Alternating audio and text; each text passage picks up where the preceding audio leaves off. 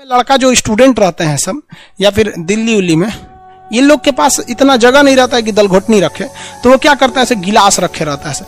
गिलास या किसी कटोरा में इस तरह हाथ डाल देगा, सब गिलास या कटोरा में हाथ डाल देगा, अंदर जाके पूरा ना उसमें मल देगा दाल को, वहां पे हो गया।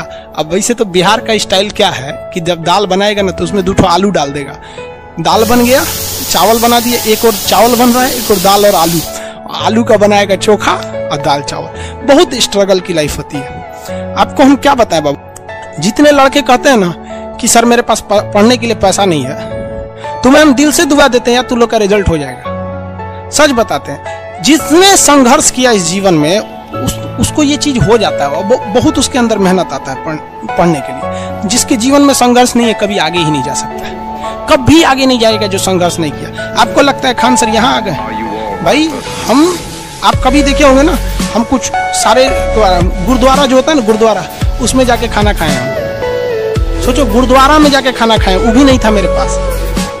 गुरुद्वारा में वो लोग ना गरीब अमीर नहीं देखता है, हिंदू मुस्लिम नहीं देखता है, और वहां जाके वो लोग खाना खिला देते हैं।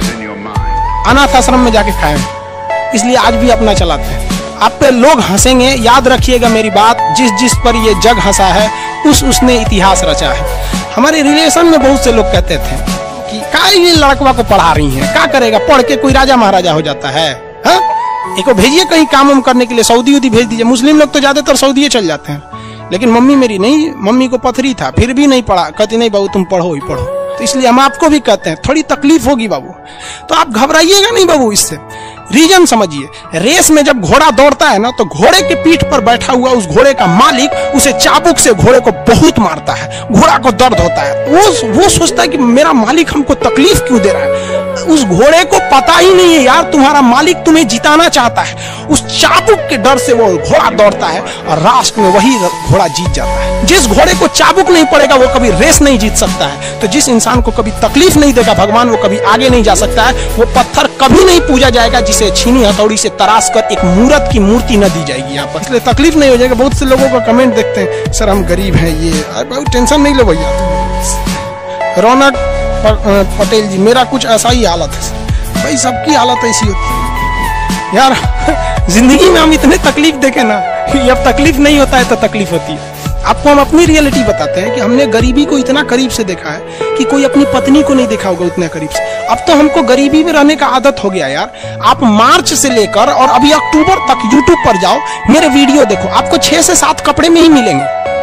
सोचो यार, आज भी हमको आदत है कि भाई हम उतने में ही जिंदगी बिता लेंगे, हम उसी में खुश हैं। अब हमको अगर कोई आराम दे देता है तो हमको आदत हो गया है कि जब हम उठते थे तो खाने को नहीं था, तो 2 बजे ही खाना मिलता था लंगर में जाने के बाद। आज भी कुछ नहीं खाते हैं, सुबह से थोड़ा सा पानी एक चाय पी लेंगे, 2 बजे जब बैच खत्म होगा तब खाएंगे। आदत हो गया, अब बॉडी उसी को एडजस्ट कर लिया है और कोई तकलीफ नहीं है उसकी वजह से।